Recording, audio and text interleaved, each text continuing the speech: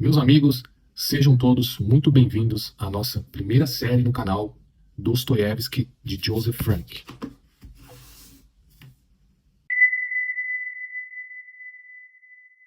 Esse é o primeiro vídeo da série e essa ideia me veio à mente porque a biografia é grande, mais de 1000 páginas, e fazer uma resenha apenas em um único vídeo não tiraria o máximo proveito do que esse livro tem para nos passar.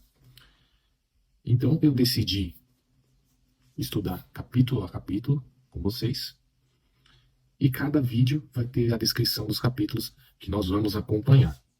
Então, nesse primeiro vídeo, nós vamos iniciar falando do prefácio do autor, que já traz muitas informações relevantes para nós. Depois nós vamos entrar nas sementes da revolta e a família de Dostoiévski. Vocês vão ver que tem muito assunto para ser falado, é uma biografia muito detalhada e, sem mais delongas, vamos nessa. Logo de cara, quando a gente abre a biografia, a gente já se depara aqui com o prefácio do autor, e ele já nos traz uma informação muito relevante, principalmente para nós da literatura. E o que acontece? Primeira coisa, essa biografia do Joseph Frank, ela é um compilado. Inicialmente, ela foi escrita em 5 volumes. Então, essa edição aqui é uma edição mais moderna e foi um compilado desses 5 volumes. E qual que foi, então, o critério do Joseph Frank para escrever essa biografia, tendo em vista que já existiam outras na época em que ele escreveu? O critério principal foi o seguinte: situar Dostoiévski em seu contexto sociopolítico e ideológico. Então, isso para quê? Para trazer à tona todo o conhecimento que ele tinha, toda a habilidade, toda a perspicácia em observar a sociedade russa, o comportamento das pessoas, e colocar isso no papel em seus romances. Até então, as biografias de Dostoiévski eram mais focadas, segundo aqui o Joseph Frank, na vida do autor. Talvez acho que ele queira dizer, na vida particular do autor. Aqui você tem, obviamente, os aspectos particulares, mas o foco é mais Dostoiévski em seu contexto sociopolítico e ideológico e menos vida particular de Dostoiévski. Isso, para nós, é uma riqueza sem fim, para que nós possamos entender os seus romances. Então, toda vez que você lê algum romance de Dostoiévski, saiba, se é que você não sabe ainda, que Dostoiévski estava querendo passar alguma coisa que ele estava observando naquele contexto social e ideológico. Então, essa biografia vai nos ajudar muito nesse sentido. Já logo no início, na abertura do prefácio do autor aqui, ele já quer situar a gente no contexto prévio ao nascimento de Dostoiévski, onde Alexandre o Grande... gente, depois que eu gravei, que agora que eu tô editando, que eu vi que eu fiz confusão, falei Alexandre o Grande. Não é Alexandre o Grande, é Alexandre I da Rússia. Misericórdia. Então, toda vez que vocês ouvirem Alexandre o Grande, vocês me desculpem, saiba que é Alexandre I.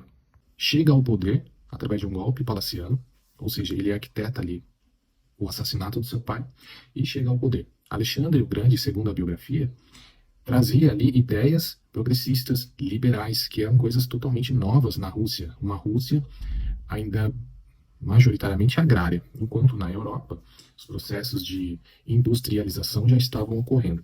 E isso nós estamos falando ali por volta de 1800, início ali do século XIX. Então, Alexandre o Grande chega ao poder a essa época, e logo quando ele chega ao poder, Napoleão invade a Rússia. Então, tem ali um acontecimento que ficou muito marcante na Rússia, que é a derrota de Napoleão. Não diretamente, mas através de uma resistência russa. E eles utilizaram ali uma estratégia que ficou conhecida como terra arrasada, onde eles retiravam todos os alimentos, destruíam as casas por onde Napoleão ia passando, e assim eles conseguiram resistir, e Napoleão foi sofrendo ali uma das maiores baixas, estimando ali que cerca de 500 mil homens chegaram a morrer na Rússia, porque daí juntou a estratégia russa com as condições climáticas adversas, que na Rússia, na época, era inverno. E inverno na Rússia, meus amigos, não é brincadeira. Então, o Napoleão foi obrigado a se retirar, com poucos homens ainda, comparado à quantidade que ele entrou, e posteriormente ele viria a sofrer as derrotas em outras batalhas. Então, a Rússia teve esse papel importantíssimo na derrota de Napoleão. Mas aí vocês lembram, que eu mencionei anteriormente, que Alexandre I chegou então ao poder através daquele golpe, convencendo ali os seus aliados com suas ideias progressistas. Após a derrota de Napoleão, quando Napoleão sai da Rússia, todos aqueles que ajudaram a dar o golpe ficaram esperando que ele ia dar prosseguimento a essa agenda política, né? Porque a maioria das pessoas ali, dos seus aliados, eram oficiais do próprio exército. O que aconteceu foi o inverso. Ele não deu prosseguimento, ele aumentou ali a fiscalização contra esses aliados, porque eles começaram a formar grupos, sociedades secretas entre eles mesmos, e todas com o intuito de dar um golpe em Alexandre, de tirá-lo do poder, por conta desse não prosseguimento dessa agenda esperada. Então, a fiscalização aumentou, a repressão aumentou, e é meio que como se tivesse sido criado ali um estado policialesco, posso dizer assim, mas não deu muito certo, né, porque os aliados eram oficiais do próprio exército. Então, esses próprios oficiais criaram esses grupos, instigando ali uma revolta. Porém, não chegou a acontecer um golpe porque o Alexandre morreu inesperadamente, ali em 1825. Bom, e quem assume no lugar de Alexandre I foi Nicolau I. E ele intensificou ainda mais essa perseguição contra os possíveis revolucionários ali do próprio exército. O que aconteceu? Essas sociedades que eu mencionei para vocês se organizaram e articularam uma revolta. Porém, ela foi mal sucedida, durou apenas 8 horas e ficou conhecida como Insurreição Decabrista, porque ela aconteceu em dezembro. E deu em nada. Mas ela ficou conhecida na história, principalmente pelos revolucionários, né, depois aí já de Lenin, de Stalin, como a revolta dos primeiros revolucionários na história russa. Então, veja bem, Dostoiévski, a vida de Dostoiévski e o seu tempo vai ser permeada por esses acontecimentos. Por essa derrota de Napoleão na Rússia, sofrida ali na Rússia. Depois, por essa revolução decabrista, que foi importantíssimo depois assim na história da Rússia a seguir, né? Tanto é que esse período ali de Napoleão e essa derrota que ele sofreu do seu exército foi permeada na Rússia, faz parte do imaginário russo. Você tem uma composição até de Tchaikovsky, que eu não me lembro o nome agora, mas eu vou deixar aqui na tela para vocês depois, descrevendo esse momento, enfim. Então todas essas coisas fizeram parte ali do tempo dele. Depois que isso acontece, né, que Dostoiévski nasce, a intelectualidade russa vive também nesse contexto. O que tem ali? Uma intelectualidade querendo uma mudança social e ideológica na Rússia. Essa passagem de uma sociedade agrária para uma sociedade mais evoluída, se é que pode ser assim, mais industrializada, mais democrática, principalmente, né, pelas questões ali do governo que era totalitarista, tendo esse embate com o czariado. Viviam, naquela época, segundo a biografia, em busca de, como é que posso dizer, em busca de novos valores para se chamar de seu. E esses valores eram os valores europeus da época.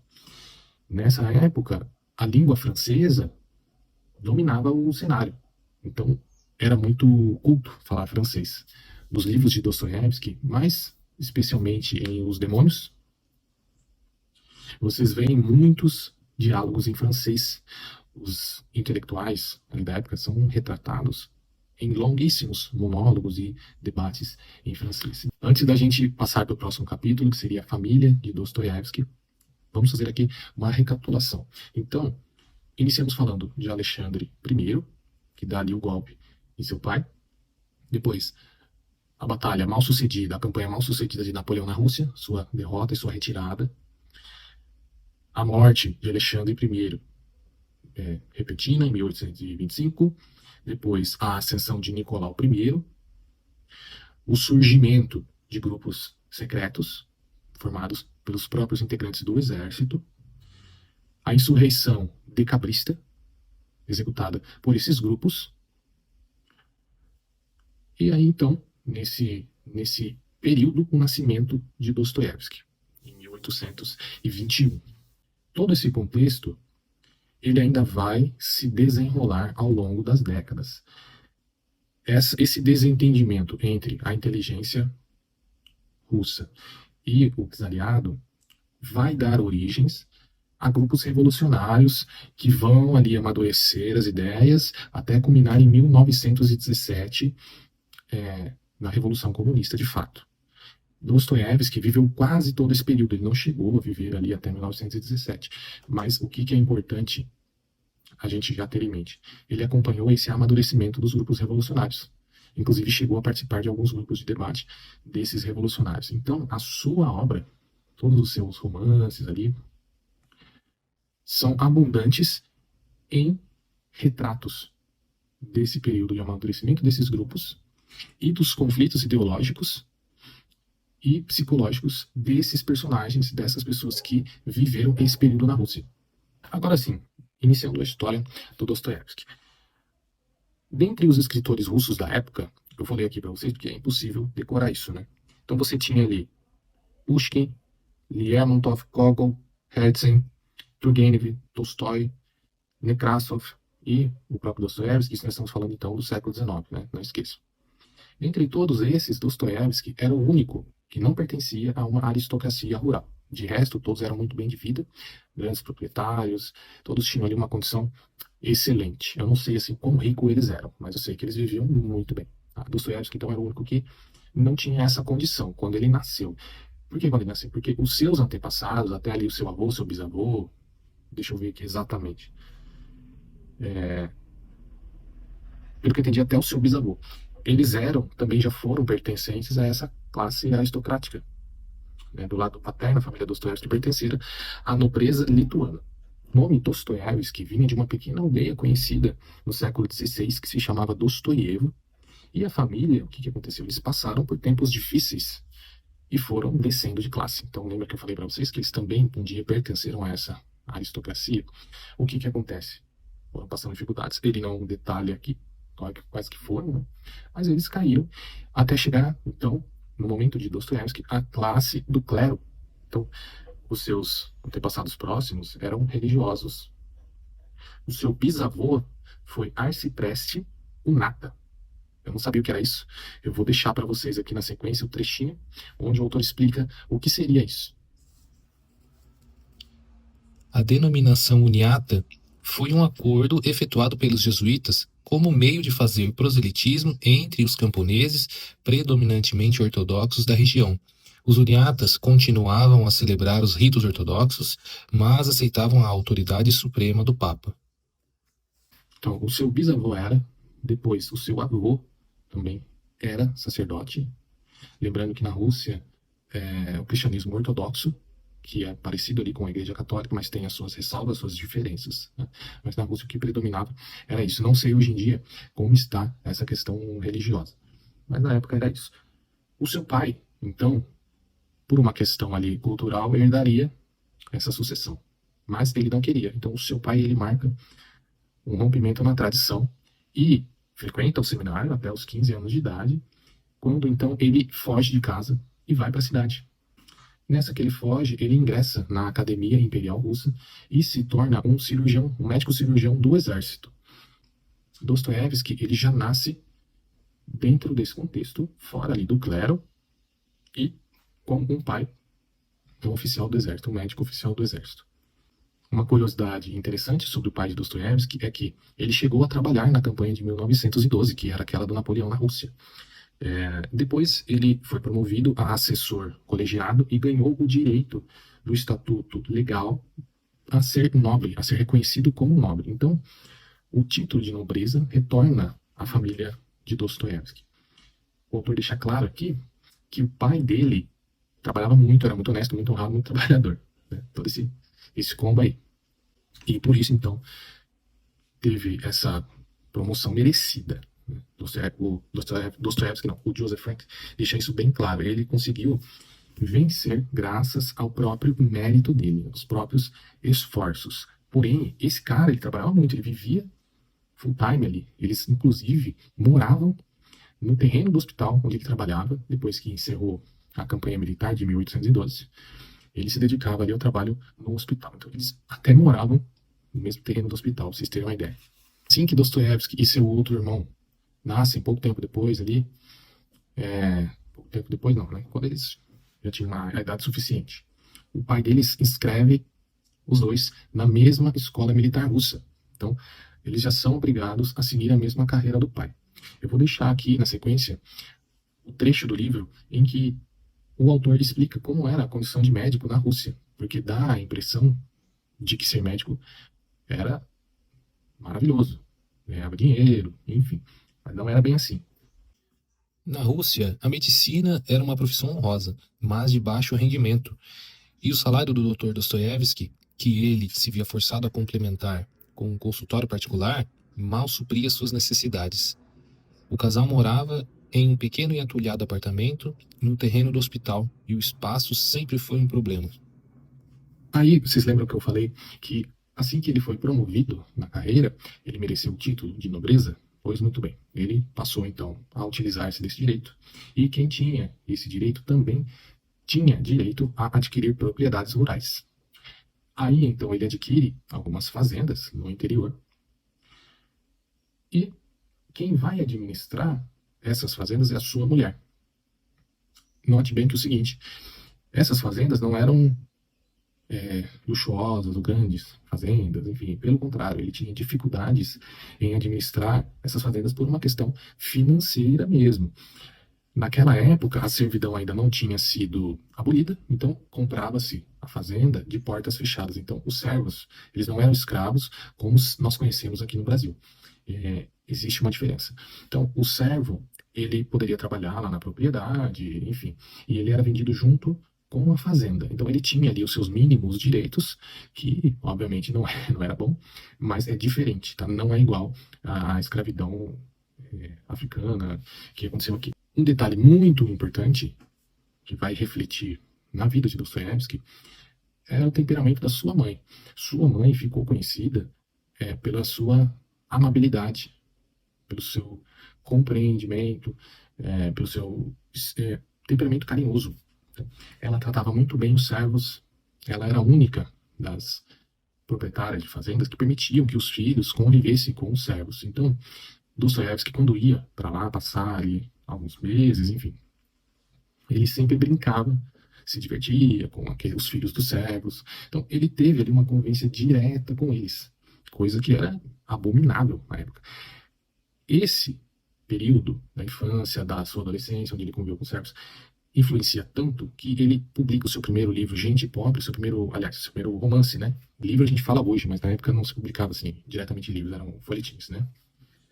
E nesse Gente Pobre, os seus ideais foram tidos ali como socialistas, que na época também cabe uma ressalva, né, que era o socialismo tido como utópico, que não era chamado de utópico, era socialismo, e foi ser chamado de utópico depois com Karl Marx, onde ele cunhou ali essa diferença entre o socialismo utópico e depois o científico com a sua chegada. Mas aí fica muito longo, né, para abrir aqui uma explicação, só para vocês se situarem, tá? Então, Dostoiévski, ele passou então a ser compreendido como um escritor socialista. Por quê? Porque ele entendia que aqueles servos mereciam os seus direitos, mereciam ser tratados com dignidade, com igualdade, todas essas coisas que ele via ali, que, enfim, que degradavam o ser humano, colocou lá no papel, e ele passou então a lutar por esses direitos. Então, veja você, o socialismo, esse tópico ao qual eles caracterizavam Dostoiévski, ele surge, então, na vida dele, como uma tentativa de mudança, como uma busca por direitos iguais. Enfim, não é um socialismo revolucionário, de tomada de poder, de destituição de alguma classe. É uma coisa totalmente diferente. Por isso que é preciso tomar cuidado ao classificar ali esse início de Dostoiévski como sendo um socialista. Tem essas diferenças.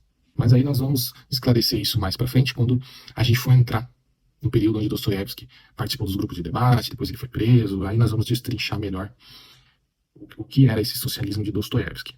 Mas por enquanto saiba que teve origem nessa convivência com os servos. O seu pai ocupa aqui um papel central nesse trecho, que ele era o detentor do caráter mais rígido. E aqui você vê toda a complexidade do ser humano que você vai encontrar depois nos romances de Dostoiévski. Por quê? Ele era um cara extremamente rígido, né? Talvez ali autoritário, disciplinar, etc.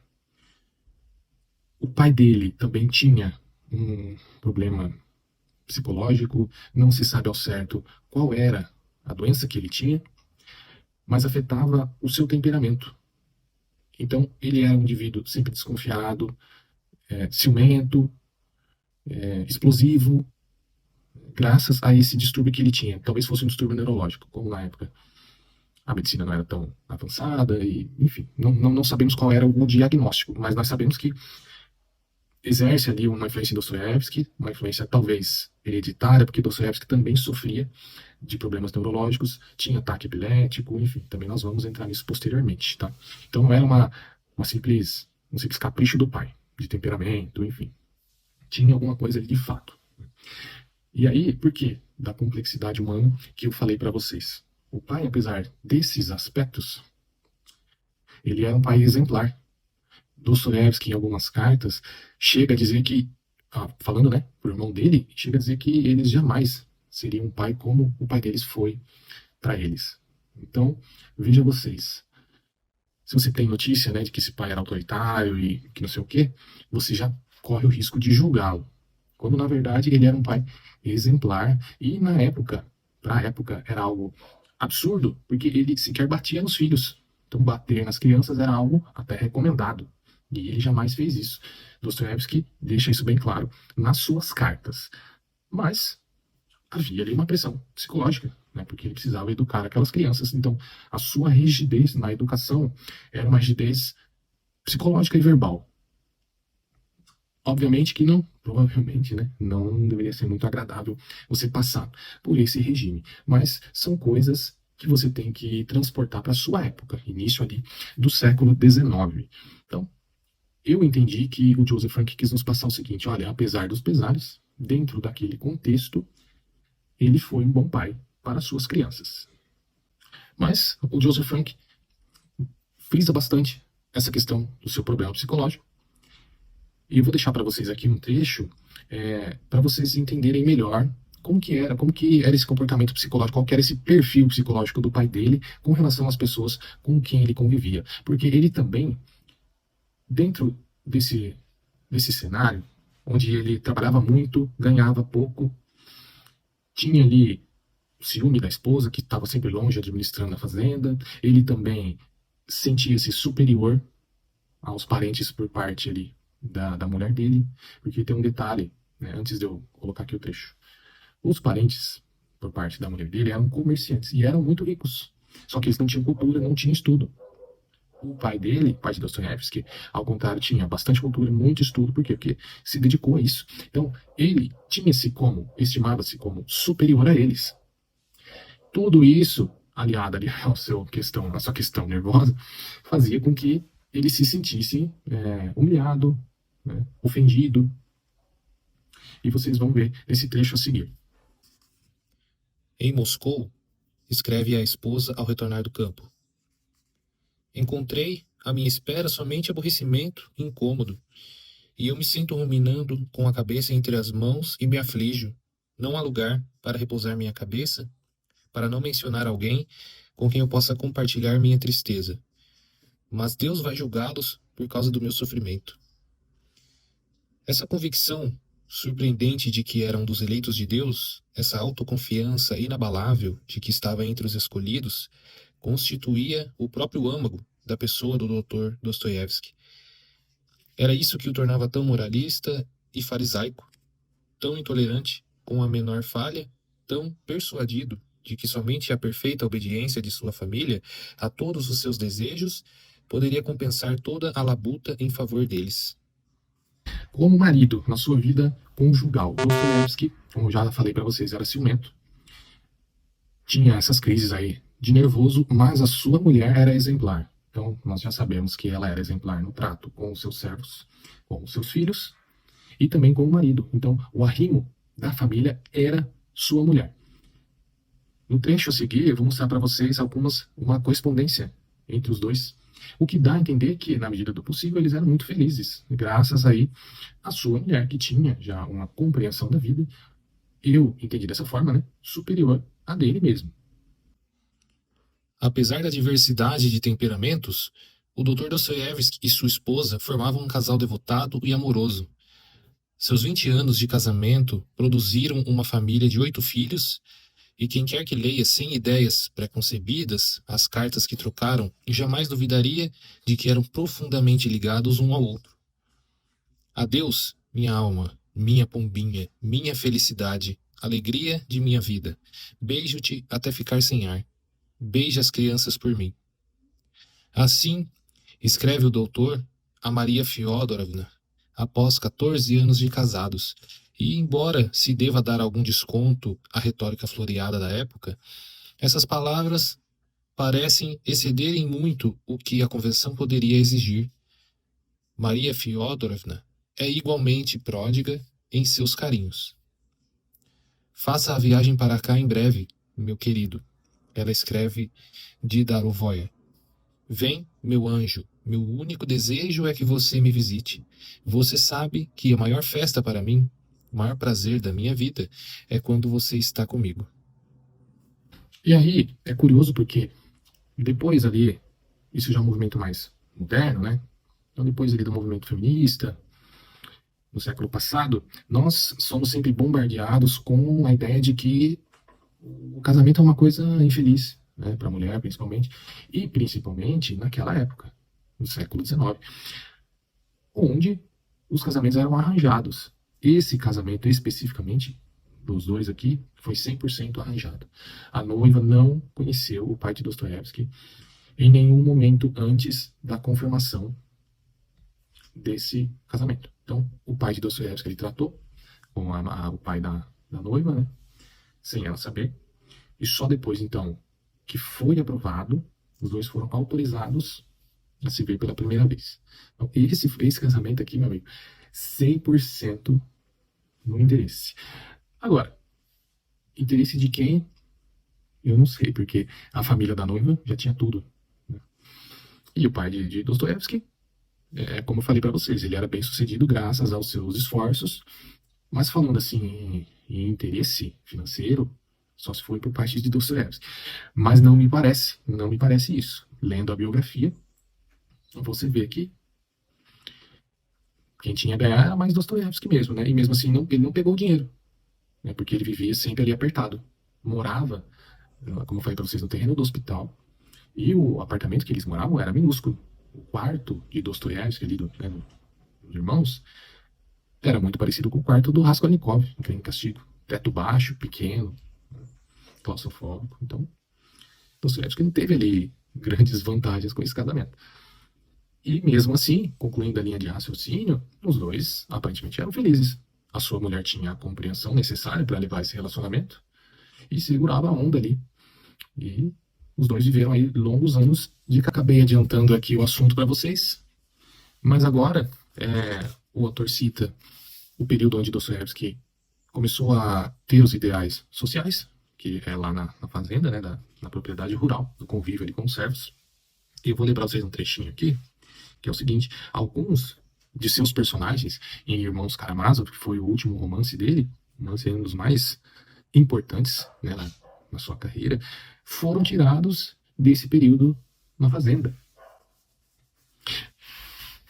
Inclusive uma personagem específica que tinha problemas mentais, ela existia mesmo de fato nesse período e também foi engravidada lá nesse período. É uma tragédia louca. E ele tirou desse período. Então, foi importantíssimo, teve grande influência, talvez porque é a infância, né? A infância é onde a gente guarda ali as mais fortes memórias da nossa vida. Então, esse período na fazenda teve grande influência no seu psicológico ao longo da vida. Vou deixar aqui para vocês um trechinho de como Dostoiévski se comportava na escola com seus amigos, de como ele já adquirira valores morais sólidos. Então, muito provavelmente, graças à educação de seu pai, à firmeza na questão do caráter, da moral. Durante o período de recreação, Dostoiévski afugentou os pestinhas zombeteiros e começou a me consolar. Depois disso, ele me visitava com frequência, orientava-me em meu trabalho e aliviava minha tristeza com suas histórias emocionantes durante o período de recreação. Esse padrão de comportamento ilustra aspectos do caráter de Dostoiévski que permanecem constantes: sua forte independência e sua disposição para intervir pessoalmente contra uma situação que ofendesse seus instintos morais. Ele não tinha medo de sair em defesa dos desamparados e perseguidos. Como vocês puderam observar, Dostoiévski já tinha ali as suas virtudes e era corajoso, não deixava barato, não deixava barato.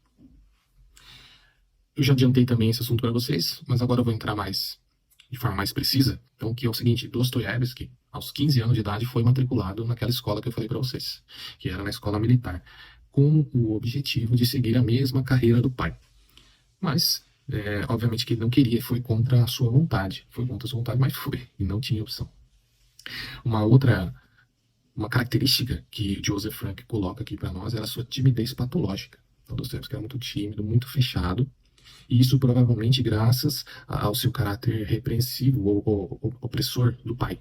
Então, Dostoiévski acabou ali se tornando tímido, muito provavelmente por uma questão do seguinte: como seu pai estava ali sempre de olho, exigindo ali o melhor dos seus filhos, o melhor comportamento, as melhores notas na escola, enfim, o melhor aprendizado das lições, porque o pai dele assumia algumas responsabilidades educacionais para si. Então, por exemplo, ensinar latim para os filhos era o pai que ensinava. Então, veja vocês, eram outros tempos. Então, graças a isso, o autor da biografia nos diz que, muito provavelmente, Dostoiévski acabou assumindo esse caráter introspectivo. E aí, o autor da biografia complementa essa linha de raciocínio, nos dizendo que Dostoiévski acabou, então, criando personagens ansiosos por satisfazer os seus superiores, consumidos pela culpa e pela inferioridade social. Um outro ponto é a ambivalência dos sentimentos de Dostoiévski pelo seu pai.